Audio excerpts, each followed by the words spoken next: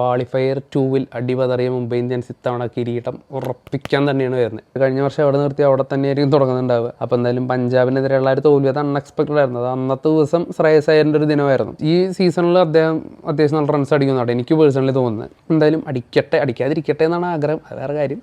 എന്തായാലും അടിക്കുമെന്നാണ് തോന്നുന്നത്.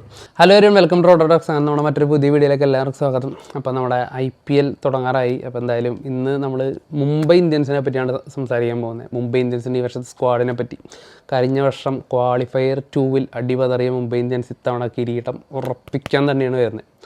അപ്പോൾ മുംബൈ ഇന്ത്യൻസിൻ്റെ സ്ക്വാഡിൽ ഇത്തവണ വലിയ ചേഞ്ചസ് ഒന്നുമില്ല, അങ്ങനെ ഭീകരമായുള്ള ചേഞ്ചസ് ഒന്നുമില്ല. പക്ഷേ ഒന്ന് രണ്ട് നല്ല ചേഞ്ചസ് ഉണ്ട് താനും. അപ്പോൾ എന്തായാലും ക്യാപ്റ്റനായിരുന്ന രോഹിത് ശർമ്മ പുതിയ ട്രാൻസ്ഫോർമേഷനൊക്കെ നടത്തി. അദ്ദേഹം ബോഡി ട്രാൻസ്ഫോർമേഷനൊക്കെ നടത്തി നല്ല ഫിറ്റായിട്ടാണ് ഇത്തവണ IPL വേണ്ടി അദ്ദേഹം റെഡി ആയിക്കൊണ്ടിരിക്കുന്നത്. അദ്ദേഹത്തിൻ്റെ പിക്സൊക്കെ ഓൾറെഡി വൈറലാണ്. അപ്പോൾ ഈ വർഷം എന്തായാലും അദ്ദേഹത്തിൻ്റെ ബാറ്റിൽ നിന്ന് അത്യാവശ്യം നല്ല രീതിക്ക് റൺസ് ഒഴുകും എന്ന് തന്നെയാണ് ആരാധകർ പ്രതീക്ഷിക്കുന്നത്. കാരണം അദ്ദേഹത്തിൻ്റെ ഒരു പ്ലേയിങ് സ്റ്റൈൽ, ടോട്ടൽ മെൻറ്റാലിറ്റിയിൽ തന്നെ നല്ല ചേഞ്ച് വന്നിട്ടുണ്ട്. അപ്പോൾ ഇത്തവണ നല്ല രീതിക്ക് റൺസ് അദ്ദേഹം അടിച്ചു കൂട്ടുമെന്ന് തന്നെയാണ് ആരാധകരൊക്കെ ഇപ്പോഴും പ്രതീക്ഷിക്കുന്നത്. അപ്പോൾ രോഹിത് ശർമ്മ കഴിഞ്ഞ വർഷത്തെ പോലെ ഇമ്പാക്ട് പ്ലെയർ ആയിട്ടല്ല ഇത്തവണ ഫുൾ ടൈം ഗ്രൗണ്ടിൽ ഉണ്ടാവുമെന്ന് മഹേള ജയവർദ്ധന കഴിഞ്ഞ ദിവസം പറയണ്ടായി. അപ്പോൾ എന്തായാലും ഇമ്പാക്ട് പ്ലെയർ ആയിട്ടല്ലാതെ അദ്ദേഹം ഫുൾ ടൈം ഗ്രൗണ്ടിലുള്ളതും മുംബൈക്കൊരു അഡ്വാൻറ്റേജാണ്. അദ്ദേഹം ഫീൽഡിങ് ടൈമിലൊക്കെ ഗ്രൗണ്ടിലുള്ളത്, അവർക്ക് ആ സമയത്ത് എടുക്കുന്ന ഡിസിഷൻസിലൊക്കെ അദ്ദേഹത്തിൻ്റെ ഒരു കോൺട്രിബ്യൂഷൻ ഉള്ളത് മുംബൈക്ക് എന്തായാലും അഡ്വാൻറ്റേജ് ആയിരിക്കും. ഓപ്പണിങ്ങിൽ ക്വിൻ്റൺ ഡിക്കോക്ക്, റിക്കൾട്ടൺ, രണ്ട് നല്ല ഓപ്ഷൻസ് ഇത്തവണ മുംബൈക്കുണ്ട്. ക്വിൻ്റൺ ഡിക്കോക്കിന് എടുത്ത് നല്ലൊരു കാര്യമായിപ്പോയി. ക്വിൻ്റൺ ഡിക്കോക്ക് അത്യാവശ്യം ഫോമിൽ തന്നെയാണ്.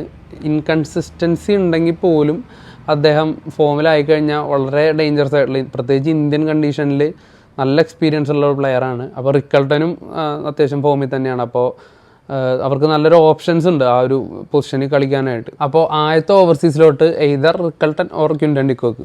പിന്നീട് രണ്ടാമത്തെ ഓവർസീസിലോട്ടെന്ന് പറയുന്നത് അവിടെയും മുംബൈക്ക് വലിയൊരു കൺഫ്യൂഷൻ ഉണ്ട്. വിൽ ജാക്സും റുദർഫോർഡും. വിൽ ജാക്സ് ഏത് ലെവൽ പ്ലെയർ ആണെന്ന് നമുക്ക് T20 വേൾഡ് കപ്പ് കണ്ട് മനസ്സിലായിട്ടുണ്ട്. എന്തായാലും T20 വേൾഡ് കപ്പിൽ പ്ലെയർ ഓഫ് ദ ടൂർണമെൻ്റ് ആവാൻ ഒരുപാട് ചാൻസ് ഉണ്ടായിരുന്നൊരു പ്ലെയറായിരുന്നു. അപ്പോൾ ഭയങ്കര ഇൻഫോമിൽ കളിക്കുന്ന പ്ലെയറാണ്. ബോളിങ്ങിൽ നല്ല എഫക്റ്റീവാണ്. കൂടുതൽ സാധ്യത പ്ലേയിങ് ലെവലിൽ വരാൻ വിൽ ജാക്സ് തന്നെയാണ്. പിന്നീടുള്ളത് റുദർഫോർഡാണ്. റുദർഫോർഡും ഒരു ഹിറ്റർ എന്ന രീതിയിൽ വൻകിടുവാണ്. അദ്ദേഹവും റീസെൻറ്റ് പെർഫോമൻസൊക്കെ വൻ അടിപൊളിയാണ്. അപ്പോൾ ഈ രണ്ട് പ്ലെയേഴ്സിലും മുംബൈക്ക് ആരെങ്കിലും ഒരാളെ പുറത്തിരുത്തേണ്ടി വരും എന്നുള്ളത് ഭയങ്കര വിഷമകരമായ ഒരു കാര്യമാണ്. വേറെ ഏതെങ്കിലും ടീമിലായിരുന്നെങ്കിൽ ഷുവറായിട്ട് ലെവലിൽ വരേണ്ട പ്ലെയേഴ്സായിരുന്നു. അപ്പോൾ എന്തായാലും അതിലൊരാൾ പുറത്തായിരിക്കും. പിന്നീട് ബോൾട്ടും അതുപോലെ തന്നെ സാന്നറും ഉണ്ടാവും. ഇനിയിപ്പോൾ ബോൾട്ടിൻ്റെ പെർഫോമൻസ് ഒന്ന് വീക്കാണെങ്കിൽ ഏതെങ്കിലും ഇന്ത്യൻ പ്ലെയറെ ഇട്ടിട്ട് പകരം ഈ വിൽ ജാക്സിനെ റുദർഫോർഡിനെ കളിപ്പിക്കാനുള്ള സാധ്യതകളുണ്ട്. അപ്പോൾ എന്തായാലും സാന്നർ, ബോൾട്ട്, വിൽ ജാക്സ്, അതുപോലെ തന്നെ റിക്കൾട്ടൺ, ഇതായിരിക്കും മുംബൈയുടെ ഒരു പ്രോബബിൾ മറ്റേ ഓവർസീസ് പ്ലെയേഴ്സ് എന്ന് പറയുന്നത്.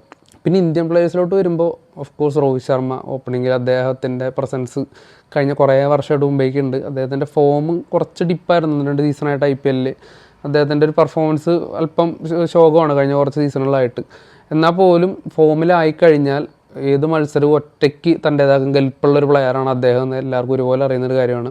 അദ്ദേഹം എന്തായാലും ഈ സീസണിൽ അദ്ദേഹം അത്യാവശ്യം നല്ല റൺസ് അടിക്കുന്നുണ്ട് എനിക്ക് പേഴ്സണലി തോന്നുന്നത്. എന്തായാലും അടിക്കാതിരിക്കട്ടെ എന്നാണ് ആഗ്രഹം, അത് വേറെ കാര്യം. എന്തായാലും അടിക്കുമെന്നാണ് തോന്നുന്നത്. പിന്നീട് സൂര്യകുമാർ യാദവ്, തിലക് വർമ്മ, ഇവരൊന്നും ഫോമിനെ പറ്റി പ്രത്യേകിച്ച് എടുത്ത് പറയേണ്ട ആവശ്യമില്ല.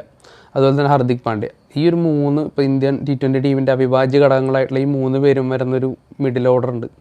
പിന്നീട് അതിൽ നമന്തിർ കൂടിയും ചേരുമ്പോൾ എക്സ്പ്ലോസീവായിട്ടുള്ളൊരു ബാറ്റിംഗ് നിരയാണ്. അത് ഭയങ്കര ഡെപ്തുള്ള എക്സ്പ്ലോസീവായിട്ടുള്ള ഓൾറൗണ്ടേഴ്സും ഹിറ്റേഴ്സും ക്ലാസ് ബാറ്റ്സ്മാൻമാരും എല്ലാവരും കൂടി ചേർന്നുള്ളൊരു കംപ്ലീറ്റ് പാക്കേജാണ് മുംബൈയുടെ ആ ഒരു ബാറ്റിംഗ് ഡിപ്പാർട്ട്മെൻറ്റ് എന്ന് പറയുമ്പോൾ. അതിൽ തന്നെ സാന്നർ ബാറ്റ് ചെയ്യും, അതുപോലെ തന്നെ വിൽ ജാക്സ് ബാറ്റ്, അങ്ങനെ ദീപക് ചഹർ വരെ ബാറ്റിംഗ് ചെയ്യാൻ നിൽക്കുകയാണ്. അപ്പോൾ ആ ഒരു ബാറ്റിംഗ് ഡെപ്ത് എന്ന് പറയുന്നത് ഭീകരമാണ്. പിന്നെ ബോളിങ്ങിലോട്ട് വരുമ്പോൾ ദീപക് ചഹർ ഉണ്ട്, അതുപോലെ തന്നെ ബുംറ ഉണ്ട്, ബോൾട്ട് ഉണ്ട്, അശ്വിനി കുമാർ ഉണ്ട്. അങ്ങനെയൊക്കെയാണ് മുംബൈയുടെ ഒരു ഓപ്ഷൻസ് വരുന്നത്. പിന്നെ സ്പിന്നിലോട്ട് വരുമ്പോൾ വിൽ ജാക്സ് ഉണ്ടാവും, അതുപോലെ തന്നെ സാന്നറും ഉണ്ടാവും. അപ്പോൾ എന്തായാലും മുംബൈക്ക് ഒരുപാട് ഓപ്ഷൻസ് ഉണ്ട് എന്നുള്ള കാര്യത്തിൽ യാതൊരു സംശയം ഉണ്ടാവും. ഇതാണ് മുംബൈയുടെ ഒരു സ്ക്വാഡ്, അവരുടെ ഒരു 16 അംഗ 15 അംഗ ടീം എന്ന് പറയുന്നത് ഇതാണ്. പിന്നീട് മുംബൈയിൽ വരുന്ന 2 ഫോറിൻ പ്ലെയേഴ്സാണ് അലാഖ സാൻഫറും അതുപോലെ തന്നെ കോർബിൻ ബോഷും. കോർബിൻ ബോഷൊക്കെ സ്ക്വാഡിൽ വരാനായിട്ട് അർഹതയുള്ള പ്ലെയർ തന്നെയാണ്. പക്ഷേ മുംബൈയുടെ ഒരു സ്ക്വാഡ് ഡെപ്ത് അത്രയും അടിപൊളിയായതുകൊണ്ട് അദ്ദേഹം സ്ക്വാഡിൽ ഇടം പിടിക്കാനായിട്ടുള്ള ഒരു ഫസ്റ്റ് ലെവലിൽ ഇടം പിടിക്കാനുള്ള ചാൻസ് കുറവാണ്. പിന്നെ ബാക്കി പ്ലെയേഴ്സിനൊക്കെ പെർഫോമൻസ് അനുസരിച്ചായിരിക്കും. അപ്പം നല്ല ഓവർസീസിലൊക്കെ അത്രയും കിടിലം പിക്കിങ്ങാണ് മുംബൈ എടുത്തേക്കുന്നത്. ആസ് യൂഷ്വൽ മുംബൈയുടെ ഓപ്ഷൻ ആയാലും അവരുടെ സ്കൗട്ടിങ് ആയാലും ഒക്കെ ടോപ്പ് നോച്ചാണ്. അതെല്ലാ സീസണും അങ്ങനെയാണ്. കഴിഞ്ഞ ഒരുപാട് സീസണായിട്ട് അവരുടെ ആ ഒരു പെർഫോമൻസിൽ വരുന്ന കൺസിസ്റ്റൻസി എന്ന് പറയുന്നത് അവരുടെ ടീം മാനേജ്മെൻറ്റിൻ്റെ ഒരു സ്കൗട്ടിങ്ങിൻ്റെ ഗുണം കൊണ്ടാണ്. എന്തായാലും ഈ വർഷവും അവരുടെ പെർഫോമൻസ് അവർ കഴിഞ്ഞ വർഷം എവിടെ നിർത്തി അവിടെ തന്നെയായിരിക്കും തുടങ്ങുന്നുണ്ടാവുക. അപ്പോൾ എന്തായാലും പഞ്ചാബിനെതിരെയുള്ള ഒരു തോൽവി അത് അൺഎക്സ്പെക്റ്റഡ് ആയിരുന്നു. അത് അന്നത്തെ ദിവസം ശ്രേയസ് അയ്യറിൻ്റെ ഒരു ദിനമായിരുന്നു.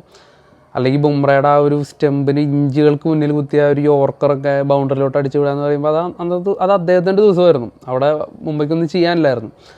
അങ്ങനെ അല്ലായിരുന്നു കാര്യങ്ങളെങ്കിൽ മുംബൈ ഈസിലി ഫൈനലിലോട്ട് എത്തിയാൽ.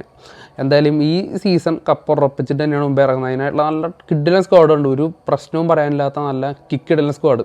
ബോളിങ്ങിൽ പിന്നെ ബുംറ ഉള്ളതുകൊണ്ട് പിന്നെ ബോളിങ്ങിൽ നമ്മൾ പ്രത്യേകിച്ച് എടുത്ത് വരേണ്ട ആവശ്യമില്ല. ദീപക് ചാറും ബോൾട്ടും ഹർദിക് പാണ്ഡ്യയൊക്കെ ചേരുമ്പോൾ എൻ്റയർലി ഒരു ക്ലീൻ സ്വീപ്പ് തന്നെയായിരിക്കും എതിർ ടീമിൻ്റെ ബാറ്റ്സ്മാൻമാരെ. തുടക്കം തൊട്ട് അടിയ തന്നെയായിരിക്കും.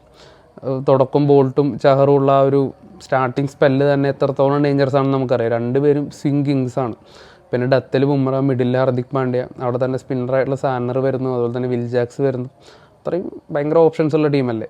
അപ്പോൾ എന്തായാലും ഈ വർഷം മുംബൈ ടീമിൽ അങ്ങനെ പ്രത്യേകിച്ച് ഒരു പ്രശ്നങ്ങളും പ്രത്യക്ഷത്തിൽ നമ്മൾ കാണുന്നില്ല. ഇനിയിപ്പോൾ പ്ലേയേഴ്സിൻ്റെ പെർഫോമൻസ് മോശമായിട്ട് ടീം താഴെ പോയാലുള്ളൂ. അപ്പോൾ അതിനുള്ള സാധ്യതകളും വളരെ കുറവാണ്. അപ്പോൾ എല്ലാ വർഷത്തെയും പോലെ തന്നെ ഈ വർഷവും കിരീടം മോഹിച്ച് ധൈര്യമായിട്ട് മുംബൈക്ക് കളിക്കാൻ ഇറങ്ങാം. മുംബൈ ആരാധകർക്ക് യാതൊരു ടെൻഷനും വേണ്ട. നിങ്ങളുടെ ടീം വളരെ സെറ്റാണ്, വളരെ സ്ട്രോങ് ആയുള്ള ടീമാണ്. യാതൊരുവിധ ഫ്ലോസും ഇല്ല, യാതൊരുവിധ കുറ്റങ്ങളോ കുറവുകളോ നമുക്ക് പറയാനായിട്ടില്ല. അപ്പോൾ രോഹിത് ശർമ്മ തവണ ഫീൽഡിൽ ഉണ്ടാവും എന്നുള്ളതും ഇതുവരെ ജയവർദ്ധനയുടെ ഉറപ്പ് വെച്ചിട്ട് ഫീൽഡിൽ ഉണ്ടാവും നമുക്ക് വിചാരിക്കാം. ഇനിയിപ്പോൾ ഹർദിക് പാണ്ഡ്യയുടെ തീരുമാനം എങ്ങനെയാണെന്ന് നമുക്കറിയില്ല. അപ്പോൾ അത് വെച്ചിട്ട് അതും മുംബൈക്കൊരു നല്ലൊരു ഗ്രീൻ സിഗ്നലാണ്, നല്ലൊരു ശുഭസൂചനയാണ് അദ്ദേഹം ഫീൽഡിലുള്ളത്. അപ്പോൾ എന്തായാലും ഇന്ത്യക്ക് വേണ്ടി കഴിഞ്ഞ 2 T20 വേൾഡ് കപ്പുകളും വിൻ ചെയ്തിട്ടുള്ള ക്യാപ്റ്റന്മാരും അതുപോലെ തന്നെ കഴിഞ്ഞ T20 വേൾഡ് കപ്പ് ഫൈനലിൽ ന്യൂസിലാൻഡിന് എത്തിച്ച ക്യാപ്റ്റനും ഒക്കെ മുംബൈ ഇന്ത്യൻസിലാണ് കളിക്കുന്നത്. അവരെല്ലാം കളിക്കുന്നത് ഹർദിക് പാണ്ഡ്യയുടെ കീഴിലാണ്. ഹർദിക് പാണ്ഡ്യ ഒരു IPL വിന്നിങ് ടീമിൻ്റെ ക്യാപ്റ്റനാണ്. അപ്പോൾ എല്ലാം കൊണ്ടും ക്യാപ്റ്റന്മാരുടെ ഒരു തിക്കും തിരക്കുമാണ് ടീമിൽ. അപ്പോൾ എന്തായാലും ഈ വർഷവും മുംബൈ കിരീടത്തിൽ കുറഞ്ഞതൊന്നും പ്രതീക്ഷിക്കുന്നില്ല. അപ്പോൾ ആ ലെവൽ പെർഫോമൻസും മുംബൈ പുറത്തിറക്കും. യാതൊരു ഇഞ്ചുറി ടെൻഷൻസും നിലവിലില്ല. അപ്പോൾ എല്ലാം കൊണ്ടും സെറ്റായുള്ളൊരു സ്ക്വാഡുള്ള ഒരു ടീം മുംബൈ ആണ്.